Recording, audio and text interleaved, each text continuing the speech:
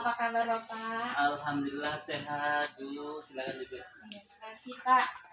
Ini terima kasih sebelumnya Pak atas waktunya Pak. Ini saya mengganggu waktu Bapak. Seperti yang saya kabari kemarin, saya minta waktu Bapak untuk mewawancarai Bapak terkait dengan tugas saya di pendidikan guru penggerak angkatan 7 ini Pak, yaitu khususnya demonstrasi kontekstual modul 3.1 yang mana ingin mewawancari Bapak tentang bagaimana mengambil keputusan berbasis nilai-nilai kebajikan sebagai seorang pemimpin begitu Pak. Ya, saya juga ucapkan ribuan terima kasih. Saya siap membantu apa yang Ibu inginkan. Terima kasih. Ini juga saya mohon izin kepada Bapak untuk merekam atau merekod kegiatan kita ini, dan insya Allah nanti mungkin akan kita unggah ke media sosial. Jadi saya mohon izin sama Bapak, boleh Pak? Silakan ya? ya. Baik, Pak. Kita mulai saja ya Pak. Baik Pak, selama ini bagaimana sih Bapak mengidentifikasi kasus-kasus yang merupakan dilema etika atau bujukan moral? Jadi begini Bu, jadi selama ini dalam saya mengidentifikasi beberapa kasus yang merupakan dilema etika atau bujukan moral itu, saya melihat terlebih dahulu situasi yang terjadi. Kemudian yang termasuk ke dalam dilema etika itu merupakan kasus yang mempunyai nilai benar lawan benar. Sedangkan kasus yang termasuk bujukan moral itu apabila kasus tersebut itu terdapat nilai benar lawan salah. Baik Pak, jadi Pak selama ini kira-kira bagaimana sih Bapak dalam menjalankan pengambilan keputusan di sekolah, terutama untuk kasus-kasus atau situasi di mana dua kepentingan yang sama-sama benar atau sama-sama mengandung nilai kebajikan ini? Iya Bu, jadi selama saya memimpin di sekolah ini, itu dalam menjalankan peran, tentunya saya sebagai pemimpin di sekolah akan mengambil suatu keputusan yang tentunya bukan keputusan sepihak, tetapi kami harus menyadari bahwasanya setiap pengambilan keputusan itu akan harus merefleksikan integritas sekolah, kemudian menjunjung nilai-nilai kebajikan, kemudian ada pengambilan keputusan berdasarkan sebuah keteladanan yang baik. Luar biasa Pak. Baik Pak, kemudian langkah-langkah atau prosedur seperti apa sih yang biasa Bapak lakukan selama ini? Biasanya Bu ada beberapa langkah-langkah yang saya ambil Bu. Jadi diantaranya yaitu pertama kita harus tahu dulu bagaimana kronologis kejadian dari kasus yang menimpa mungkin anak dan juga guru. Kemudian meminta saling terbuka bagaimana dalam kita mencari suatu kebenaran. Kemudian yang selanjutnya menentukan siapa saja yang harus terlibat dalam masalah tersebut. Kemudian setelah itu baru kita mengambil sebuah kesimpulan dari kasus tersebut, dan selanjutnya kita bisa menentukan keputusan yang terbaik untuk kasus tersebut.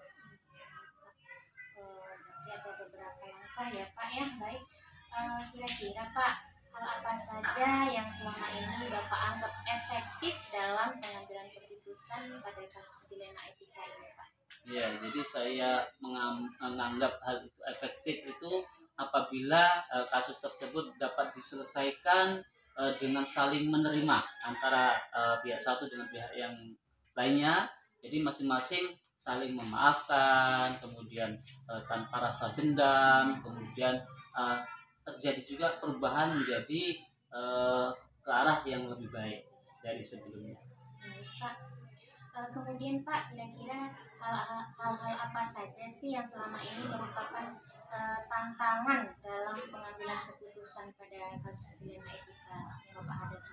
Ya, tantangan yang saya hadapi selama ini nih Bu, jadi adanya hubungan konflik yang antara kepentingan pribadi lawan kepentingan kelompok, kemudian dilema individu yaitu melawan kelompok, itu merupakan suatu tantangan bagi saya dalam membuat pilihan antara yang benar, atau untuk orang lain, orang melawan beberapa orang, atau beberapa orang melawan dari kelompok gitu.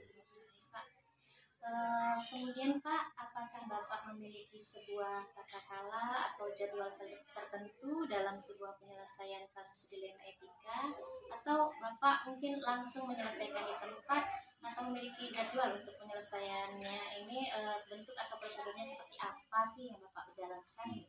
Dalam menyelesaikan kasus Bu, saya tidak punya jadwal, tidak ada apa. Jadi sesuai dengan kondisional. Jika seandainya terdapat kasus yang perlu diselesaikan hal tersebut itu akan saya lakukan. Biasanya saya panggil ke kantor, kemudian ke ruang kepala sekolah, kemudian biasanya saya gunakan prosedur untuk menjalankan. Biasanya saya menggunakan pertanyaan 4W dan 1H. Pak, adakah seseorang atau faktor-faktor apa gitu yang selama ini mempermudah atau membantu Bapak dalam pengambilan keputusan pada situasi kasus dilema etika ini? Iya, karena posisi kita kan berada di sekolah, tentunya ada beberapa pihak yang membantu dalam penyelesaian kasus dilema etika, diantaranya misalnya guru, kita panggil bagaimana kronologis kejadiannya, kemudian anak yang bersangkutan, dan juga kami melibatkan komite dan pihak-pihak yang terkait di dalamnya. Baik Pak, kemudian Pak, dari semua hal yang telah Bapak sampaikan ini, kira-kira apa pembelajaran yang bisa Bapak petik atau pengalaman apa yang Bapak ambil dari keputusan dilema etika? Iya Bu, dari dilema etika dan rujukan moral tadi, ada beberapa hal yang bisa saya ambil suatu pelajaran untuk saya. Saya tentunya bisa mengambil keputusan berdasarkan data-data secara rinci, kemudian informasi yang benar. Kemudian yang kedua Bu, saya mengambil keputusan dilema etika itu berdasarkan dengan nilai-nilai kebajikan, benar lawan benar. Dan yang terakhir, pengambilan keputusan yang saya ambil itu yang bertanggung jawab, kemudian berdasarkan nilai-nilai kebajikan universal. Baik Pak, ini wawancaranya saya rasa luar biasa sekali, banyak pengalaman-pengalaman dan pemahaman baru buat saya ini Pak. Jadi sekali lagi nih saya ucapkan terima kasih Pak atas waktu Bapak, atas pengalaman dari Bapak sebagai pemimpin dalam pengambilan keputusan ini. Mudah-mudahan bisa menjadi pemahaman dan pembelajaran baru juga buat saya untuk pengambilan keputusan di masa yang akan datang. Iya, saya juga mengucapkan terima kasih dari wawancara ini, bisa menambah pengalaman saya, kemudian wawasan saya, dan saya mendoakan semoga Ibu nantinya sukses terus ke depan. Amin. Dan bisa menyelesaikan pendidikan guru penggerak hingga akhir nanti mendapat sertifikat sebagai guru penggerak. Amin, Masya Allah. Terima kasih Bapak ya. Sekali lagi terima kasih atas waktu Bapak. Semoga Bapak sehat selalu.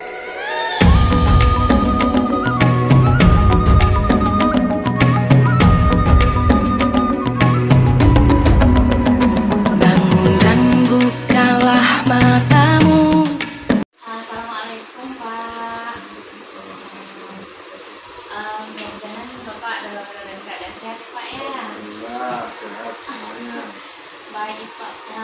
Baik Pak, ini saya mengganggu waktu Bapak nih, mohon waktunya, karena seperti yang saya sampaikan kemarin, saya ingin mewawancari Bapak berkenaan dengan tugas saya di pendidikan guru penggerak, di mana di sini saya mau melakukan menyelesaikan tugas demonstrasi kontekstual modul 3.1, yaitu mewawancari Bapak sebagai kepala sekolah saya tentang mengambil keputusan berbasis nilai kebajikan sebagai seorang pemimpin.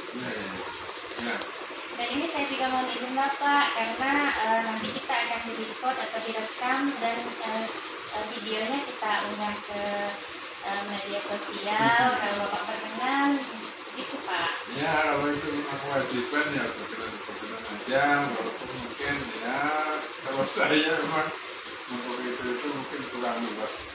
Terima kasih banyak Pak ya atas izinnya. Baik Pak, kalau gitu boleh kita mulai ya Pak? Boleh. Baik, selama ini bagaimana sih Bapak mengidentifikasi kasus-kasus yang merupakan dilema etika atau rujukan moral? Etika. Jadi begini, sebagai seorang kepala sekolah di mana ada beberapa kendala yang kita hadapi, terutama dalam masalah etika, karena di sana ada etika baik dan etika yang kurang baik. Nah, ini tentunya jadi problem bagi seorang pimpinan, di mana seorang pimpinan itu hampir harus mengambil suatu kebijakan atau keputusan, dan tentunya keputusan itu tidak menyenangkan semua pihak. Yang berkaitan dengan itu, tentunya kita harus identifikasi dulu permasalahan yang terjadi di sekolah yang berkaitan dengan khususnya ini masalah peserta didik atau guru? Ini Pak, guru, antara guru, mungkin dengan Oke. Nah, kalau yang berkaitan dengan masalah guru, ya pertama kita identifikasi apa yang menjadi etika kurang baik yang selalu dilaksanakan oleh guru-guru di sekolah ini. Namun selama saya bertugas di sini, nampaknya guru-guru di sekolah kita ini pada umumnya sudah baik-baik, disiplin yang tinggi, ya, baik dalam mengajar, melaksanakan tugas maupun saat-saat kegiatan-kegiatan lainnya yang berkaitan dengan tugas-tugas di sekolah. Nah, ini pada dasarnya ini yang masih perlu peningkatan adalah para siswa. Ada siswa yang kadang-kadang bolos, terus berperilaku kurang baik. Nah, ini kita identifikasi dulu di mana ketidakbaikan, apa yang menjadi penyebabnya. Setelah itu kita catat, lalu kita ambil keputusan secara bersama-sama. Nah, mungkin itu. Baik Pak, bagaimana Bapak menjalankan atau mengambil keputusan bila kasus ini atau situasinya ada dua kemungkinan, dua kepentingan yang dia sama-sama benar gitu. Bagi tentunya bagaimana cara Bapak? Oh gitu, oke. Nah, kalau dalam menentukan hal-hal seperti itu, tentu sebagai seorang kepala sekolah harus mengambil keputusan yang bijak, ya, yang bijak. Jadi bagaimana seperti misalnya guru sibuk, namun harus dituntut menyelesaikan tugas secepat mungkin. Sementara tugas kesibukan guru juga harus tetap dilaksanakan. Ya, sebagai kepala sekolah, ya bermusyawarah dengan teman-teman guru yang ada di sekolah untuk mengambil keputusan itu. Jadi mana yang harus didahulukan dan mana yang harus bukan harus dikesampingkan, tapi yang mungkin bisa pelaksanaannya di apa ya namanya ya, agak ditunda namun juga terselesaikan, ya itu. Jadi pada dasarnya kita bermusyawarah dulu mana yang harus kita dahulukan lebih dahulu dan mana yang sementara harus kita cancel tapi dalam waktu yang sementara. Misalnya mengajar, kan bisa anak-anak kita kasih tugas dulu, terus guru melaksanakan apa yang menjadi kewajiban yang diminta memang harus didahulukan. Itu kayak ya seperti itu. Dalam langkah lain atau prosedur lain Pak bisa mengatasi masalah tersebut? Ya prosedur lain ya tentunya ya tetap pada dasarnya kita tetap bermusyawarah dengan guru-guru lah, ya. Mungkin dengan kalau memang siswa itu tidak bisa ditinggal, ya mungkin kita luangkan waktu setelah kegiatan belajar selesai, ya anak-anak tidak belajar, untuk melaksanakan apa yang diminta oleh pemangku kepentingan. Nah, jadi kita luangkan waktunya setelah kegiatan belajar itu selesai untuk melaksanakan, menuntaskan apa yang menjadi tugas dan kewajiban kepala sekolah maupun gurunya. Nah, mungkin itu. Baik Pak, dari hal-hal yang sudah Bapak sampaikan nih, kira-kira hal apa sih yang paling efektif menurut Bapak dalam pengambilan keputusan terhadap kasus dilema etika ini? Oke.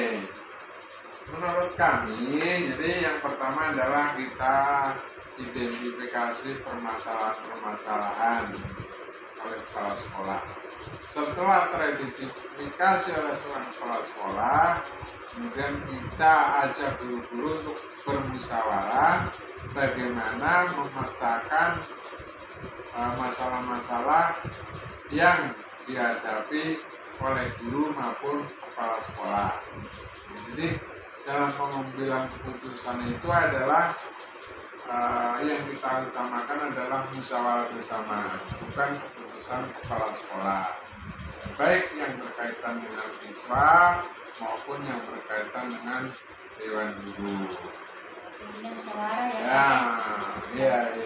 Baik Pak, kira-kira Pak, hal-hal apa saja sih yang merupakan tantangan Bapak dalam mengambil keputusan terhadap kasus dilema etika ini? Iya. Jadi ada beberapa tantangan ya dalam mengambil keputusan dilema etika ini. Ini masih ada beberapa orang guru yang kurang berani mengungkapkan persoalannya, baik persoalan individu atau persoalan yang terjadi di kelasnya, ya itu jadi persoalan. Dan kalau sebagai seorang kepala sekolah tidak bisa memancing gurunya supaya lebih terbuka lagi dalam menghadapi persoalan-persoalan di kelasnya, maka persoalan-persoalan itu akan menjadi problem selamanya bagi sekolah tersebut, ya, dari sekolah kami khususnya. Makanya kita tetap dampingi bagaimana guru supaya mau mengungkapkan persoalannya agar seorang kepala sekolah itu bisa memberikan jalan keluarnya untuk menyelesaikan persoalan yang dihadapi oleh guru tersebut dalam menghadapi pembelajaran di kelasnya. Ini kalau kaitan dengan guru. Nah, kalau kaitan dengan siswa, ya mungkin kepala sekolah akan memberikan bimbingan kepada gurunya bagaimana supaya guru-guru di kelasnya ini bisa menyampaikan persoalan apa yang dihadapi oleh siswanya, sehingga dalam mengambil keputusan misalnya dalam kenaikan kelas, dalam nilai-nilai ujian ini tidak ada kendala, sehingga nilai anak tersebut bisa meningkat sesuai dengan harapannya. Karena sebagai seorang pendidik dan sebagai seorang kepala sekolah, di dalam mengambil keputusan ini tidak boleh berpihak kepada kelompok maupun individu siswa, misalnya keluarganya, kelompoknya, sukunya, ini tidak boleh. Jadi dalam mengambil kebijakan ini tetap harus objektif, akuntabel, dan bisa dipertanggungjawabkan secara moral kepada orang tua, kepada pemerintah, ya, dan kepada guru maupun siswa yang mengalami kendala. Apakah Bapak mempunyai sebuah katakanlah atau jadwal tertentu atau prosedur dalam menjalankan keputusan Bapak ini? Oke. ada kegiatan supervisi, ya supervisi di kelas atau supervisi KBM, supervisi administrasi guru kelas. Ya, dalam supervisi administrasi kelas itu biasanya kita laksanakan sebulan sekali, ya, untuk mengetahui yang pertama adalah kendala-kendala apa yang dihadapi oleh guru dalam mempersiapkan administrasi di kelasnya. Kemudian supervisi pembelajaran atau supervisi akademik atau supervisi KBM juga kita laksanakan secara rutin 1 bulan sekali. Nah, tujuannya itu apa? Tujuannya supaya saya sebagai pimpinan tahu sampai di mana guru-guru itu dalam melaksanakan proses pembelajaran, sampai di mana anak-anak aktif ikut aktif dalam partisipasi kegiatan pembelajaran. Nah, dengan kegiatan supervisi tersebut, tentunya kami sebagai kepala sekolah tahu kelemahan guru, kelemahan siswa, dan kedepannya tentunya akan kita identifikasi juga untuk menentukan jalan keluarnya supaya KBM pemilihan ini bisa lebih baik lagi, lebih akuntabel. Baik Pak, dari semua hal yang telah Bapak sampaikan tadi, adakah instansi atau seseorang ataupun faktor-faktor yang selama ini mempermudah atau membantu Bapak dalam pengambilan keputusan dalam kasus dilema etika ini?